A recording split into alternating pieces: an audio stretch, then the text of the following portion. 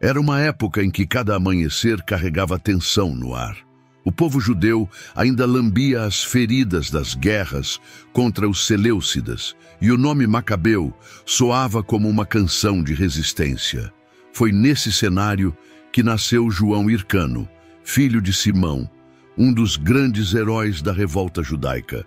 Seu nascimento não veio com celebrações grandiosas ou profecias anunciadas em praça pública. Veio no silêncio de um lar marcado pela luta, onde cada criança carregava, sem saber, um pedaço da esperança de um povo cansado de invasores. Simão não era apenas um pai, era um guerreiro, um governante, um símbolo. Criou João em meio ao cheiro da pólvora, as histórias sussurradas dos irmãos Judas, Eleazar e Jonatas, e à sombra das muralhas reconstruídas de Jerusalém. João cresceu ouvindo mais relatos de batalhas do que parábolas de paz. A infância foi moldada pela expectativa. Ninguém dizia, mas todos olhavam para ele como quem diz: "Você será o próximo." E ele sentia.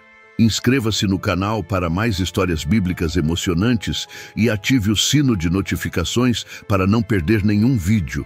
Se esse conteúdo tocar seu coração e você quiser nos apoiar, sinta-se à vontade para clicar no botão "Valeu demais". Toda ajuda é bem-vinda e faz muita diferença. Só que o tempo, traiçoeiro como um inimigo disfarçado, começou a cochichar ameaças.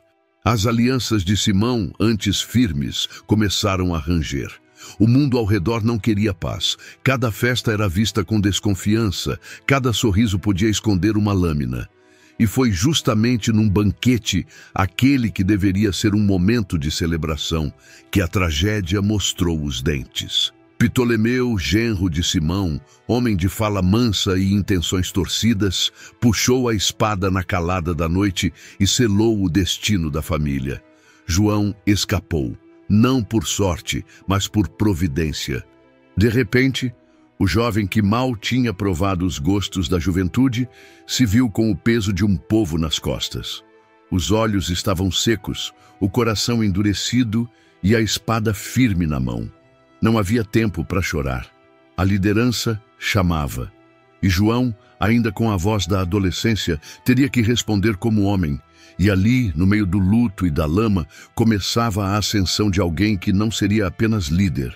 Se você gosta de histórias e é fascinado por profecias e mistérios do fim dos tempos, não perca nosso e-book Bem-vindo ao Apocalipse.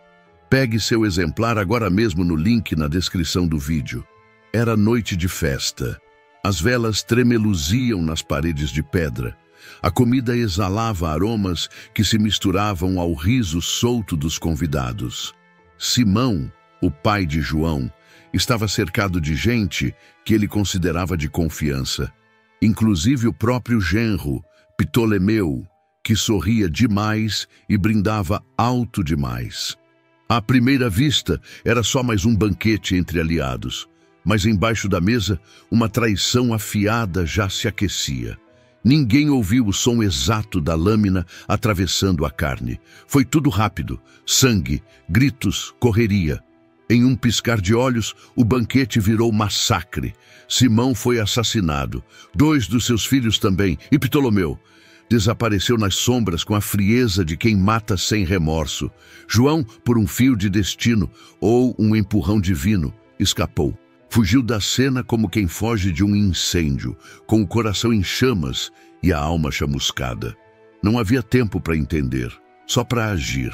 Com o pai morto e o povo à deriva, João se viu obrigado a tomar o controle.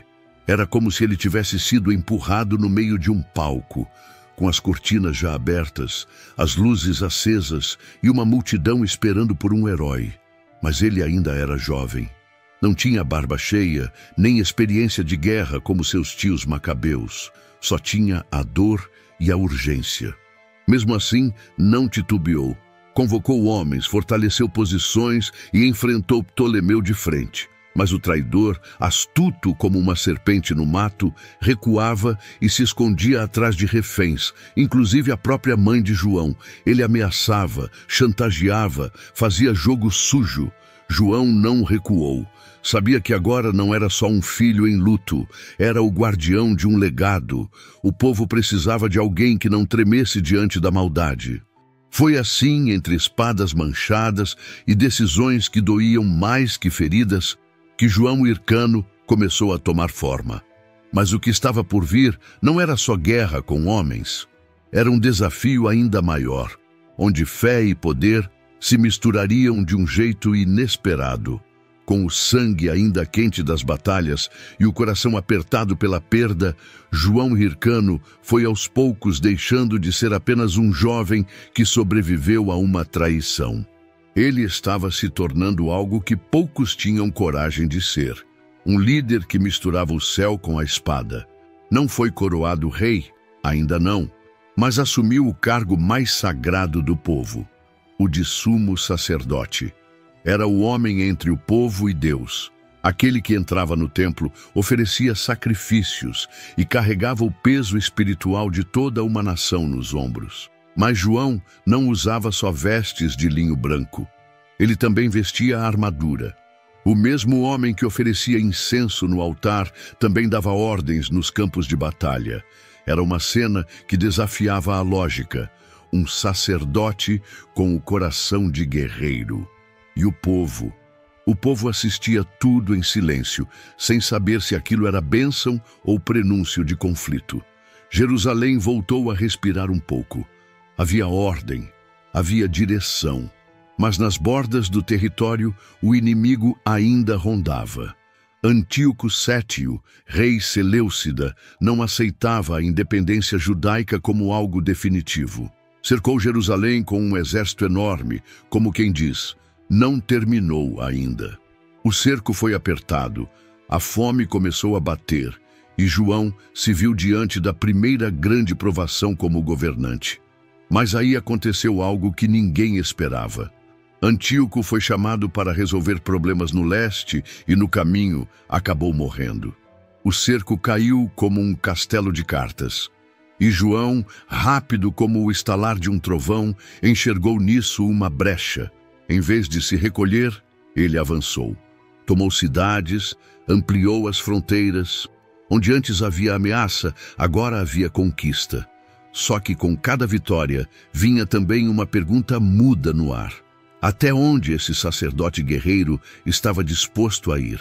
Com o caminho livre depois da morte de Antíoco Sétio, João Hircano não perdeu tempo. Era como se ele tivesse sentido o cheiro de oportunidade no ar e, sem hesitar, partiu para cima. O que começou como defesa virou expansão. Primeiro Siquém, depois Dosa, Marisa, Acrabatene. Uma por uma, as cidades iam caindo como peças de dominó sob o avanço de um homem que parecia mais rei do que sacerdote. Mas havia um lugar que João não conseguia ignorar: Samaria. Não era só uma cidade, era símbolo. Ali estavam os samaritanos, povo que dividia raízes com os judeus, mas seguia um culto próprio, com seu templo no alto do Monte Gerizim. Um monte que, para muitos, desafiava Jerusalém.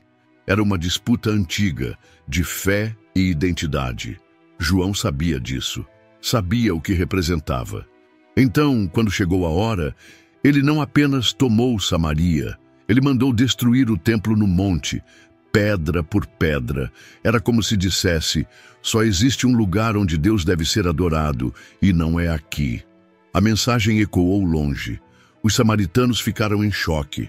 Os judeus divididos entre orgulho e preocupação. Porque aquele ato não era só militar, era espiritual. Era uma afirmação de autoridade que misturava política com fé, como se fossem farinha e água num pão que já estava crescendo rápido demais. Mas João não parou aí. Desceu até a Idumeia, território ao sul, onde vivia um povo que por muito tempo havia sido inimigo de Israel. E lá, ao invés de apenas conquistar, ele fez algo ainda mais radical. Obrigou os idumeus a se converterem ao judaísmo. Circuncisão, leis, costumes, tudo, como quem pega um rio e tenta dobrá-lo com as mãos. E no meio dessa imposição silenciosa, nascia uma família idumeia que anos mais tarde deixaria sua marca na história. Um nome começava a sussurrar nos bastidores: Herodes. Os idumeus eram um povo difícil de engolir. Velhos rivais dos judeus tinham uma história de atritos, desconfianças e sangue derramado nos desertos do sul. Mas João Hircano, com seu jeito direto e sem rodeios, não quis apenas vencê-los com a espada. Ele queria algo mais profundo: transformar o inimigo em irmão, ou pelo menos em alguém que parecesse. Quando conquistou a Idumeia, não deixou espaço para negociação. Fez uma exigência simples, mas pesada como pedra: ou se tornam como nós, ou estão fora. E assim foi. Os idumeus foram forçados a se circuncidar e seguir as leis judaicas, não por fé, mas por sobrevivência. Foi uma conversão forçada, sem alma, feita na base da imposição. Aos olhos de João, parecia um golpe inteligente: menos inimigos no futuro, mais unidade sob seu comando. Mas mal sabia ele que aquele ato seria uma semente estranha plantada num solo ainda mais estranho. Semente que anos depois germinaria em algo bem mais perigoso do que ele podia imaginar. Entre as famílias idumeias convertidas à força, estava uma que ninguém notava muito. Gente simples, sem destaque, mas dali, nas gerações seguintes, nasceria Herodes, o Grande, um homem que, no futuro, mancharia de sangue os corredores do poder. Era como se João tivesse apertado uma mola que voltaria com força muito maior. Mas naquela hora, isso era só um sussurro distante no tempo. Dentro de Jerusalém, a situação começava a mudar. João já não era visto apenas como um sacerdote guerreiro. Ele era um governante de verdade, conquistador, estrategista, homem de decisões firmes. Mas à medida que crescia para fora, algo dentro começava a rachar. Os fariseus, grupo religioso influente, começaram a se incomodar com o rumo das coisas. Sussurros viravam críticas, e as críticas logo se transformariam em confronto. No começo, João andava lado a lado com os fariseus. Eles eram respeitados, estudiosos da lei, homens que sabiam o que dizer e quando dizer. Era uma aliança natural. Um sumo sacerdote que também governava o povo, cercado de conselheiros que conheciam a Torá como a palma da mão. Por um tempo funcionou. João cuidava das fronteiras, eles cuidavam da consciência do povo. Mas bastou uma faísca para esse barril de pólvora explodir. Um dia, durante uma celebração, um fariseu se levantou e lançou uma dúvida em voz alta. Questionou se João era mesmo descendente de Arão, como mandava a tradição para ser sumo sacerdote. Aquilo caiu como um trovão no templo. Não foi só uma pergunta, foi uma ferida aberta na frente de todos. João ficou em silêncio por um momento, mas por dentro, algo quebrou. Ele não esqueceu. Aos poucos, começou a se afastar. O tom das conversas mudou. Os elogios viraram olhares desconfiados. E quando teve a chance, João se aproximou dos saduceus, grupo bem diferente dos fariseus. Os saduceus eram mais políticos, mais práticos, mais ricos. Não ligavam tanto para tradições antigas ou para o que os rabinos diziam nos becos apertados de Jerusalém. João, que já estava se sentindo mais rei do que sacerdote, viu ali um novo apoio, mais silencioso, mais conveniente. A ruptura foi inevitável. Onde antes havia unidade, agora havia divisão. Os fariseus, feridos, passaram a criticar abertamente suas decisões. Diziam que ele havia se desviado, que estava contaminado pelo poder. João, por sua vez, endureceu ainda mais. Mandou silenciar alguns, ignorou outros. A fé, que antes era alicerce, agora virava campo de batalha. E enquanto os líderes brigavam por dentro, lá fora, o povo começava a perceber que algo estava mudando. Não apenas na política, mas no próprio espírito da nação. Porque com cada passo rumo ao poder absoluto, João deixava para trás algo essencial. E isso, cedo ou tarde, começaria a cobrar seu preço. O tempo foi passando. E João Hircano parecia intocável. Conquistava terras, mandava e desmandava em Jerusalém, e sua palavra tinha peso de pedra. Muitos já o tratavam como rei, mesmo que ele nunca tivesse usado oficialmente esse título. Moedas começaram a circular com seu nome gravado, símbolo de poder, de domínio, de alguém que não respondia mais a ninguém. A cidade crescia. O território era o maior que Israel já tinha tido desde os tempos de Salomão. Os muros estavam de pé, o templo funcionava, e o povo, ao menos na superfície, parecia seguro. Mas havia algo estranho no ar, um silêncio, um incômodo, como uma brisa morna antes de uma tempestade, porque quanto mais João crescia por fora, mais ele se esvaziava por dentro. Os sacrifícios no templo ainda aconteciam, mas o fervor já não era o mesmo. O brilho da fé dava lugar ao brilho das espadas. O sacerdote, que antes buscava a direção de Deus, agora tomava decisões com base em estratégia. O altar e o trono começavam a se misturar tanto que ninguém sabia mais onde terminava um e começava o outro. E o povo, que antes orava junto, agora sussurrava atrás das portas. Dentro das casas, a conversa era sempre a mesma. Será que João se esqueceu de onde veio? As famílias ainda lembravam do tempo dos Macabeus, quando tudo era luta por liberdade e por fé. Agora, o que se via era luxo, força e uma frieza cada vez maior. E como se isso não bastasse, as tensões internas seguiam crescendo. Os fariseus não perdoavam a aproximação dele com os saduceus. Os saduceus se aproveitavam da distância. E João, no meio disso tudo, governava com mão firme, mas com os olhos cada vez mais distantes. Por fora, o império parecia forte como pedra. Por dentro, começava a trincar. E quando rachaduras aparecem, não demora muito para que alguém tente enfiar a lâmina. As paredes do palácio eram grossas, feitas para segurar ataques de fora. Mas não havia pedra que segurasse o que estava fermentando por dentro. Nos últimos anos de João Hircano, o clima em Jerusalém ficou denso. Não se via mais os mesmos sorrisos nas ruas, nem os mesmos olhares de admiração.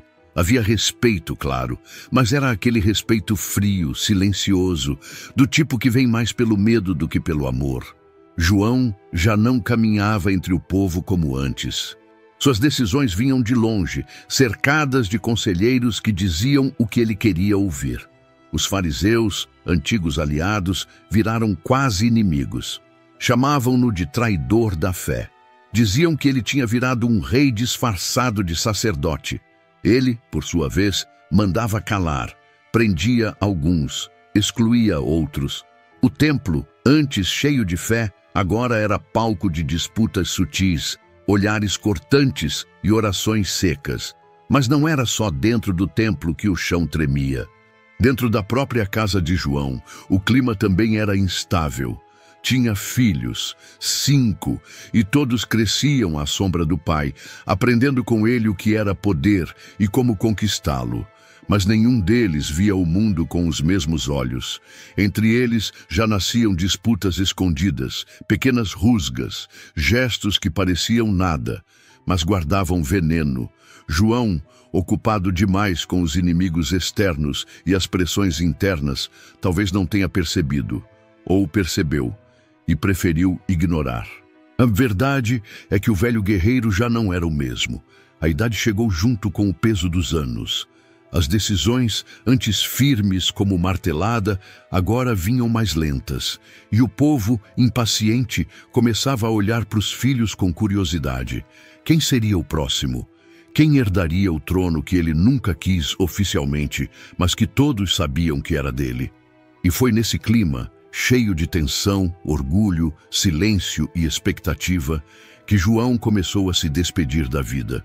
Mas sua morte, ao invés de trazer paz, seria o estopim de algo ainda mais perigoso, porque os filhos que ele deixou não estavam interessados em herdar só o nome. Eles queriam o poder, e fariam qualquer coisa por isso. João Hircano morreu em silêncio. sem espetáculo, sem grandes discursos. Apenas se foi.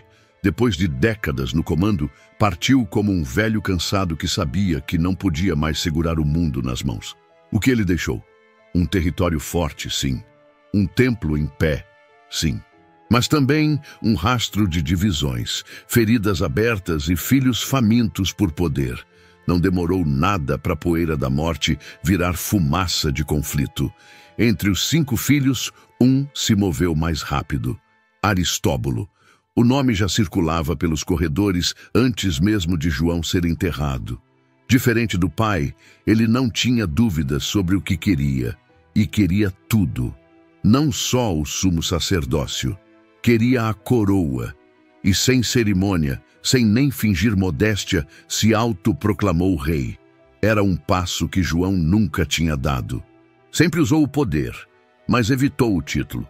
Aristóbulo não tinha esse tipo de freio.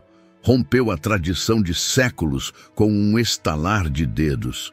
O povo assistia, chocado. Um sacerdote que agora também era rei, a mistura ficou completa. E com ela, os fantasmas que João havia segurado por tanto tempo começaram a sair das sombras. Mas Aristóbulo não era apenas ambicioso, era desconfiado, violento, cruel. Mandou prender a própria mãe, acusando-a de conspirar contra ele. Alguns dizem que deixou que morresse de fome, outros que foi mais direto. E ainda mandou executar um de seus irmãos. Família virou ameaça, sangue virou obstáculo. O povo, que antes aceitava a liderança dos asmoneus com certa reverência, agora começava a sentir medo. Algo havia mudado. Não era mais sobre proteger a fé ou defender o templo. Era sobre manter o trono, custe o que custar. E por trás das cortinas, outros olhos já observavam. No rastro deixado por João Hircano, ficou uma terra maior, mais forte, mas também mais instável. O nome dele, por um tempo, ainda era lembrado com respeito. Afinal, tinha expandido fronteiras, protegido o templo e consolidado um tipo de governo que muitos viam como moderno, uma liderança que misturava fé e poder. Mas o tempo mostrou que aquela mistura, embora poderosa, também era perigosa. O que começou como um ideal virou ambição, e o que parecia conquista se revelou fardo. A linhagem dos asmoneus, que ele tanto fortaleceu, começou a ruir sob o peso das próprias escolhas. Brigas internas, traições familiares, alianças feitas por conveniência. Um ciclo de sangue que parecia não ter fim, cada filho querendo ser maior que o pai. Cada geração mais distante da fé que tinha motivado a revolta dos macabeus. Foi nesse vácuo, nesse espaço de confusão e sede de poder, que uma nova figura começou a se destacar. Herodes, descendente daqueles mesmos idumeus que João havia forçado a se converter. Um homem que carregava no sangue a cicatriz da imposição e no coração, o desejo de se sentar no trono. Ele era tudo o que João havia tentado evitar. Um rei estrangeiro com aparência de judeu, mas alma de Roma. Herodes chegou sorrindo, prometendo ordem. Casou-se com uma mulher da família Asmoneia, como quem diz, olhem, estou com vocês. Mas por dentro já traçava os passos que o levariam a destruir essa mesma linhagem. Um por um, os descendentes de João foram sendo eliminados. O que começou com fé terminou em silêncio. O silêncio que ficou depois de João Hircano não foi só o fim de uma era. Foi um aviso. Um sussurro que ecoa até hoje, como quem tenta contar uma verdade que o tempo insistiu em esconder. A história dele é cheia de força, coragem e vitórias que marcaram o povo. Mas também é marcada por escolhas que, com o tempo, cobraram caro. João começou como filho de herói, sobreviveu a uma traição brutal e segurou o povo nas mãos quando tudo parecia perdido. Construiu, protegeu, expandiu, mas no meio do caminho trocou o altar pela coroa. E aí as fronteiras da alma ficaram turvas. Ele se afastou da fé simples que o trouxe até ali. O poder começou a guiar seus passos, e com isso vieram as divisões, os conflitos internos, os inimigos invisíveis que moravam dentro da própria casa. A lição que fica não é só sobre política nem sobre guerra, é sobre o coração. Sobre como é fácil se perder quando a conquista vira obsessão, quando o governo vira vaidade e quando a fé é usada como ferramenta em vez de ser vivida com verdade. João achou que podia segurar os dois mundos, o espiritual e o político, como quem carrega água em duas mãos, mas uma hora sempre escapa. E ainda assim, a história dele não é só queda, ela é humana. Profundamente humana. Porque quem nunca se viu dividido entre o que é certo e o que é necessário? Quem nunca quis proteger o que construiu, mesmo que para isso precisasse endurecer? João errou, sim, mas também lutou como poucos, e talvez seja isso que torne sua história tão viva. Hoje, ao olhar para trás, a pergunta não é se ele venceu, mas sim, o que nós, que ouvimos sua história, vamos fazer com o que aprendemos? Porque talvez o maior legado de João Hircano não esteja no que ele construiu com as mãos, mas no que nos obriga a construir dentro de nós. Se você gostou da história de João Hircano e quer continuar acompanhando outras histórias de fé e superação, não deixe de curtir esse vídeo e compartilhar com quem você ama. E claro, inscreva-se no canal para não perder nenhum conteúdo novo. Juntos, vamos explorar mais lições poderosas da Bíblia.